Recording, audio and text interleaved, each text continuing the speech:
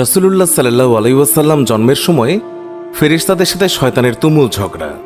যেদিন ভোরবেলায় মহানবী সাল্লাল্লাহু আলাইহি ওয়াসাল্লাম জন্ম নেন, সেই দিন বিশ্বের সবগুলো মূর্তি মাটির দিকে নত হয়ে পড়ে।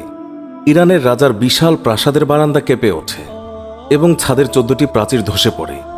বিশ্বের সব সম্রাটের সিংহাসন উল্টে পড়েছিল।